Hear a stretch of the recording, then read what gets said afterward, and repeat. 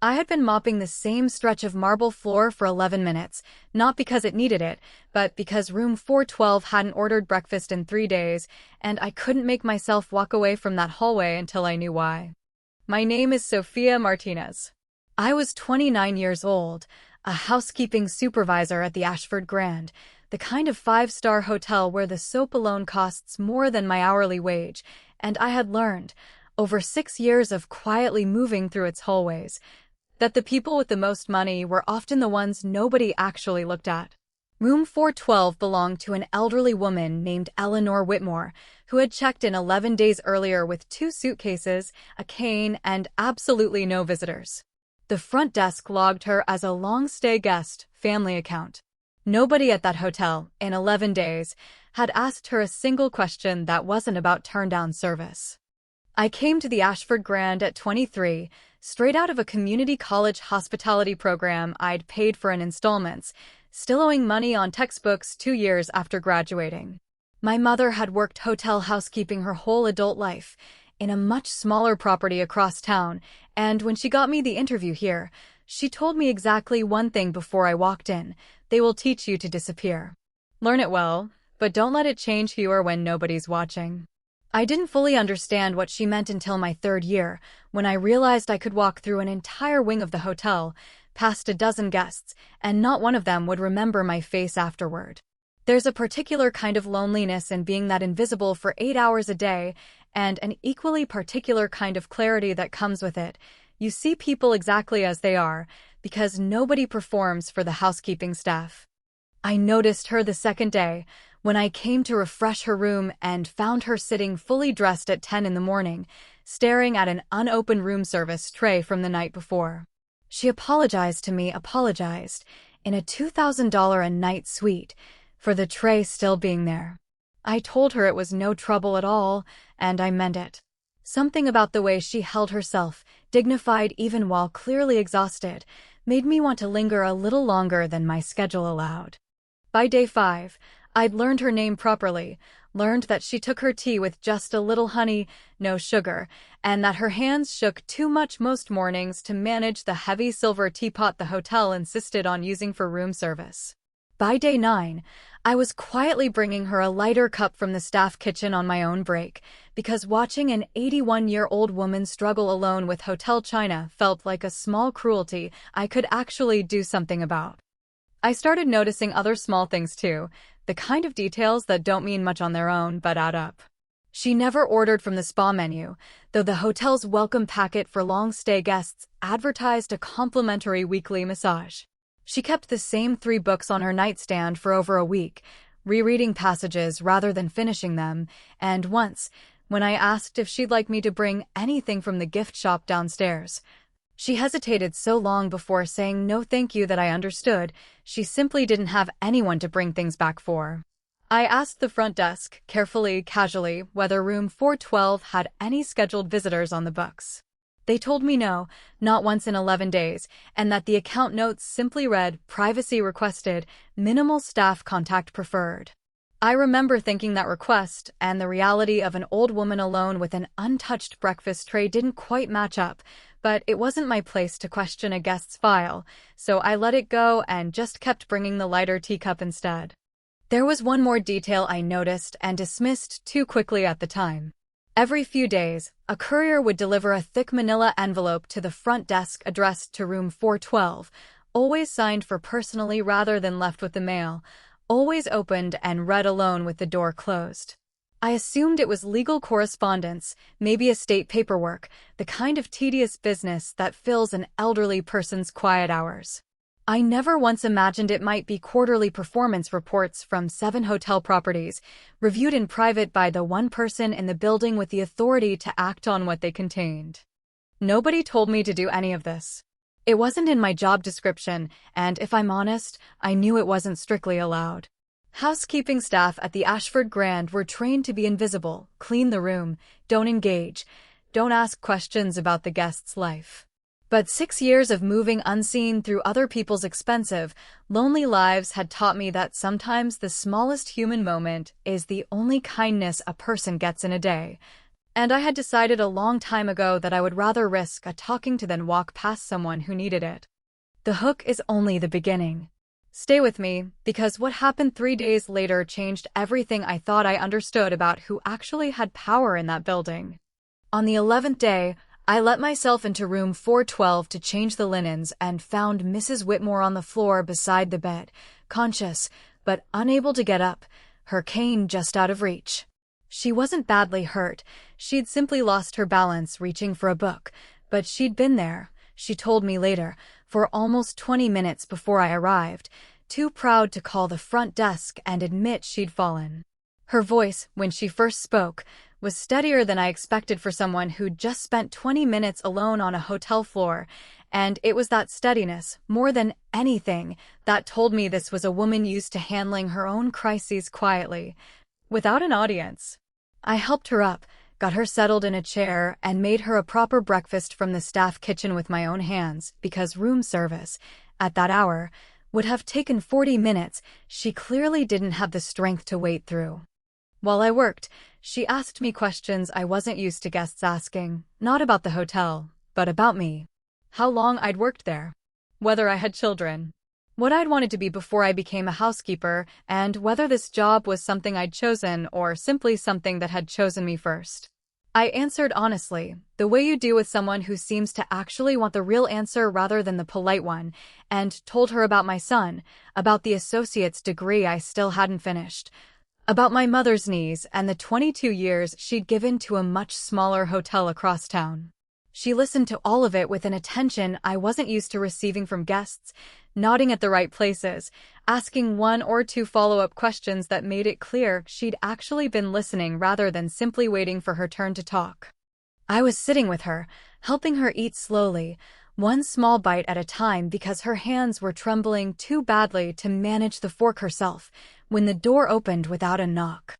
The hotel's new general manager, a sharp, impatient man named Richard Voss, who had transferred in from the chain Chicago property 6 weeks earlier, stood in the doorway with an expression I recognized instantly, the look of someone who had already decided what he was seeing before he'd bothered to actually look. Behind him stood a younger woman in a tailored suit I didn't recognize, holding a tablet, watching the scene with an unreadable face. "What," Voss said slowly, "is going on here?" I explained, calmly, that Mrs. Whitmore had fallen, that I was helping her eat because her hands were unsteady. Voss didn't let me finish. "Housekeeping staff do not feed guests," he said. "Housekeeping staff do not sit on guest furniture. Housekeeping staff do not spend 20 minutes in a single room when there are 11 others on this floor waiting for turn-down service." He turned to the woman with the tablet. "Get her employee file. I want her escorted out today." I felt my face go hot, the particular humiliation of being talked about in the third person while standing directly in front of someone. Mrs. Whitmore, to her credit, tried to speak up, her voice thin but firm, telling him I had done nothing wrong, that I had helped her when no one else had bothered to check on her in 11 days. Voss cut her off too, with the same brisk, dismissive tone, telling her the hotel would review the situation and that she shouldn't concern herself with staffing matters. Then he said the thing that turned a bad afternoon into something much worse. He glanced at the room service tray, at the crumbs on the small plate I'd used to cut her toast into manageable pieces, and said, "And I'll need someone to check the room's minibar and jewelry inventory before this employee leaves the building." The insinuation landed the way it was meant to. Mrs. Whitmore's face went pale with something closer to anger than embarrassment. I stood there in a stranger's hotel room, being accused, without a single word actually spoken, of theft, of exploiting an elderly woman I had spent the better part of 2 weeks quietly caring for on my own time. I thought, absurdly, of every training module I'd ever sat through about guest privacy and professional boundaries, and how none of them had prepared me for the particular sting of being suspected of the exact opposite of what I'd actually done. The woman with the tablet, I noticed, wasn't writing anything down about theft. She was writing something else entirely, her pen moving steadily while Voss talked, her expression giving away nothing at all. I was walked to the staff office 15 minutes later. My badge was deactivated before I even reached the elevator. A younger colleague, Priya, who worked the front desk and had covered my shifts more than once when my son had a fever, caught my eye across the lobby as I was leaving. And I watched her start to walk toward me before one of the floor managers said something to her that made her stop. I didn't blame her. Everyone in that building understood, without needing to be told twice, exactly how quickly a job could disappear if you were seen defending the wrong person at the wrong moment. If you have been listening for a while, drop your thoughts in the comments. Hit the like button while you're at it, and be sure you're subscribed. I sat in my car in the employee parking garage for almost an hour that afternoon, not crying, just sitting, replaying the last 6 years in my head, every extra shift I'd covered, every guest complaint I'd smoothed over without complaint of my own. Every small kindness I'd offered because it felt like the right thing to do, and never once because I expected anything back for it. I thought about my mother, who had worked hotel housekeeping for 22 years before her knees gave out, who had told me once that the job teaches you 2 things: how to be invisible, and how much that invisibility costs you when someone in power decides to see you as a threat instead of a person. I didn't hear anything from the Ashford Grand for 2 days.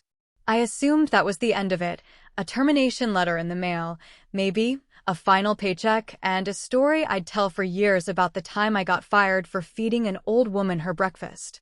I started looking at other listings that same night, because rent doesn't wait for wrongful termination disputes to resolve themselves. I filled out 3 applications before midnight, for hotels I knew paid less and cared even less than that about the people who worked for them. And I tried not to think too hard about how easily 6 years of my life had been erased by one man's 15-second glance into a hospital-quiet hotel room. On the second night, my phone rang with a call from the hotel's HR department, a brisk, apologetic voice reading from what was obviously a prepared script, informing me that my termination was being processed as a policy violation regarding guest interaction boundaries, and that I would receive my final paycheck and any accrued vacation pay within 10 business days. I asked quietly whether anyone had actually reviewed what happened in that room before finalizing the decision. There was a pause on the line, the kind that tells you everything before the person actually answers, and then she said she didn't have that information available to her. I hung up and sat with the particular, specific unfairness of being erased by a process that no single person seemed willing to actually own. What I didn't know, what I had no way of knowing, sitting in that parking garage, was that the woman in the tailored suit standing behind Richard Voss with the tablet hadn't been a member of hotel management at all. She was an outside auditor, quietly embedded at the property for the past month on behalf of the hotel's ownership group, reviewing staff conduct, guest satisfaction, and, as it turned out, flagging exactly the kind of behavior Voss had displayed in that room. And Eleanor Whitmore, the quiet, unassuming 81-year-old woman in room 412 who had spent 11 days alone with 2 suitcases and no visitors, was not simply a long-stay guest on a family account. She was the majority shareholder of the company that owned the Ashford Grand and 6 other properties across the country. She had checked in under a slightly abbreviated version of her name, without an entourage, without an assistant, specifically because she wanted to see quietly, anonymously, how her properties actually treated the people who stayed in them and the people who cleaned up after them. She had done this twice a year for the last decade, a habit she'd never bothered to make public because she said the moment people knew who she was, they stopped being honest. I found all of this out 3 days later when I got a call from a number I didn't recognize, asking if I would be available to come in for a meeting the following morning, not with Human Resources, but with the ownership group directly. The woman on the phone didn't explain much, only that Mrs. Whitmore had specifically requested my presence, and something about the way she said the name made me sit down slowly on the edge of my bed, a strange, cold feeling of recognition working its way up my spine before I even let myself finish the thought. I almost didn't go. I assumed it was some kind of formality before a final, official dismissal, the corporate equivalent of a firing squad reading out charges before the sentence. I went anyway, because I needed the closure, and because some stubborn part of me wanted to look Richard Voss in the eye one more time and tell him, calmly, that he had been wrong about what he saw in that room. I walked into a conference room on the top floor of the Ashford Grand, a floor I had cleaned dozens of times, but never once been invited to sit in, and found Eleanor Whitmore already seated at the head of the table, dressed not in the plain cardigans I'd grown used to seeing her in, but in a sharp charcoal blazer that made her look exactly like what she was. A woman who had built and run a hospitality empire for 4 decades before quietly stepping back from day-to-day operations. Beside her sat 2 other executives I didn't recognize, and, looking distinctly smaller than he had 3 days earlier, Richard Voss. The room went quiet when I stepped in. I remember noticing, absurdly, that the carpet under my feet was the same carpet I'd vacuumed 100 times on this exact floor, and thinking how strange it was to finally be standing on it as something other than staff.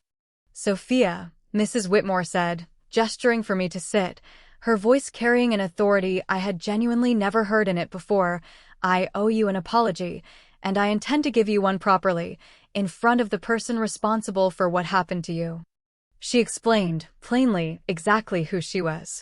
I sat there, stunned, watching the pieces rearrange themselves, the 11 days of solitude that hadn't been neglect at all, but a deliberate test of her own staff. The quiet dignity that I'd assumed was simply the reserve of an elderly woman and now understood was the practiced composure of someone used to being underestimated on purpose.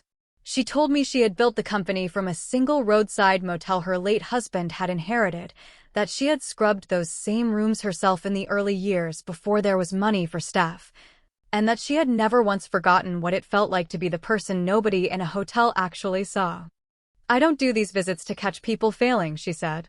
"I do them because I want to know, honestly, which of my employees would help a stranger even when they thought no one important was watching. You didn't know who I was. That's exactly the point." Then she turned to Voss. "You accused an employee of theft," she said, based on nothing but the sight of her sitting beside a guest's bed helping that guest eat breakfast. "You didn't ask a single question before making that accusation. You didn't check the room's inventory yourself before implying she had. You terminated a 6-year employee's access to the building in front of the very guest she was caring for, and you did it because it was faster than actually finding out what was happening in that room."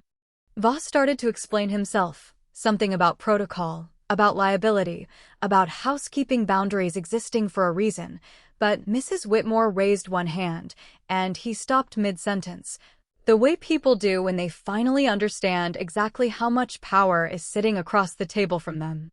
I watched something in his posture change, the sharp, impatient confidence I'd seen in room 412 folding in on itself until he looked, for the first time since I'd met him, genuinely unsure of what to say next. "I've reviewed the audit notes from the last 6 weeks," she continued. "Sofia Martinez has the highest guest satisfaction rating of any staff member on this property. I've also reviewed the file you pulled to justify her termination, and I noticed you didn't include a single positive comment from a guest, despite there being 41 of them on record. You built a case, Mr. Voss. You didn't investigate an incident." One of the other executives, a quiet man who hadn't spoken until then, slid a folder across the table toward Voss, his own personnel file, I realized later, already flagged for review before this meeting had even started. It turned out this wasn't the first complaint about his management style since he'd transferred in 6 weeks earlier. It was simply the first one serious enough and public enough to force a decision that had apparently already been overdue. 2 other staff members, I later learned, had quietly filed similar concerns in his first month alone, both of which had gone nowhere because neither of them had a guest willing to vouch for them the way Mrs. Whitmore was now vouching for me. She was reinstated that same morning, not just her old position, but with a formal promotion to guest services liaison, a role that, as far as I could tell, Mrs. Whitmore invented on the spot specifically so I would never again be in a position where someone like Voss could make a decision about my job without oversight. Richard Voss's employment with the company ended within the month. I heard, secondhand, that he struggled to find comparable work afterward. Once it became clear why he'd left the Ashford Grand, hospitality is a small enough industry that a story like this one doesn't stay quiet for long. I didn't take any particular satisfaction in that part of it, if I'm honest. What stayed with me longer than his ending was the quiet, ordinary cruelty of the whole thing. The fact that a man who had never once spoken to Eleanor Whitmore or asked what actually happened in that room had been fully prepared to end my career over an assumption he'd formed in under 10 seconds, simply because it was faster than asking a single question. The apology didn't stop there. Mrs. Whitmore asked, a few weeks later, if I would consider something else, a newly created position within her company, overseeing staff training and guest care standards across all 7 of her properties, reporting directly to her. She told me, in a conversation I still think about often, that she had spent 40 years building an empire and had learned, late in life, that the people who actually determine whether a hotel deserves its 5 stars are rarely the ones whose names appear on the letterhead. They're the ones who notice when an old woman hasn't eaten in 3 days and decide to do something about it, quietly, without expecting a single thing in return. I told her I needed a few days to think about it, mostly because the offer felt too large to say yes to on the spot, and because 6 years of being trained to disappear had left me genuinely unsure how to occupy a room where people expected me to speak up instead. I spent that weekend walking through my old neighborhood, past the smaller hotel where my mother had spent 22 years of her life being just as invisible as I had been, and tried to picture myself the way Mrs. Whitmore apparently already saw me. Not as staff, but as someone whose judgment was worth building an entire department around. I called my mother that night and read her the job title over the phone twice, and she was quiet for a long moment before she said, in the same practical voice she'd used my entire childhood, "You already know what to say to her. You've been doing the job since you were 9 years old, watching me do it for free." I thought about that conversation for days afterward, about all the winters I'd spent as a kid, waiting in the break room of her old hotel after school, watching her fold towels into perfect thirds while guests walked past without a glance, and how strange it felt now to be the one being looked at, finally, for exactly the same quiet work. I took the job 3 days later. It came with a salary that still, months later, sometimes makes me sit very still when I look at my bank statement, and an office on the same top floor I once cleaned without ever being allowed to sit down in it. It came with a salary that still, months later, sometimes makes me sit very still when I look at my bank statement, and an office on the same top floor I once cleaned without ever being allowed to sit down in it. The first thing I did with that office was build a training module, mandatory across all 7 properties, on exactly the situation that had gotten me fired in the first place, not rules about what housekeeping staff shouldn't do, but guidance on what to actually do when a guest, especially an elderly or isolated one, needs more than a made bed and a folded towel. I named it, half as a joke and half completely seriously, the Room 412 Standard. It's still in use at every property in the company. I still visit Mrs. Whitmore sometimes, not as an employee checking in on a guest, but as something closer to family. She still takes her tea with just a little honey, no sugar. She still tells me, every time, that the day she fell in that room was the best thing that happened to her that year, because it was the day she found out exactly which of her employees actually deserved the trust she'd spent a decade quietly testing for. Sometimes she asks about Priya, the front desk colleague who wanted to walk toward me that day and couldn't. I made sure, once I had the authority to, that she never had to make that choice again either. And Priya now runs guest relations for the entire downtown property, a promotion I recommended myself the first chance I got. Richard Voss looked at a woman helping an old lady eat her breakfast and saw a threat to worry about. Eleanor Whitmore looked at the exact same scene and saw the only employee, out of hundreds, who had treated her like a person instead of a room number.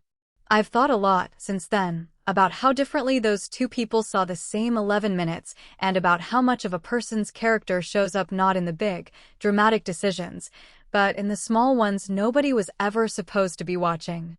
My son is 7 now, old enough to ask questions about what I do for work, and I've started telling him a simplified version of this story whenever he asks why I sometimes drive to a different hotel than the one near our old apartment. I tell him that the most important part of any job isn't the title on the door or the size of the paycheck, but whether you'd still do the right thing if you knew, for certain, that nobody important was ever going to find out. I didn't help Eleanor Whitmore because I thought it would change my life. I helped her because a hungry, exhausted person was sitting 3 feet away from me and walking past that felt like a much heavier thing to carry than the risk of getting in trouble for staying. It turned out to be the best risk I ever took, but I try to make sure that isn't the lesson I teach him. The lesson is simpler than that, and it was true long before anyone found out who was really in room 412. If you enjoyed this story, hit that like button, subscribe, and drop a comment below. Let me know where you're watching from. Thank you for being a part of Love Behind Mind.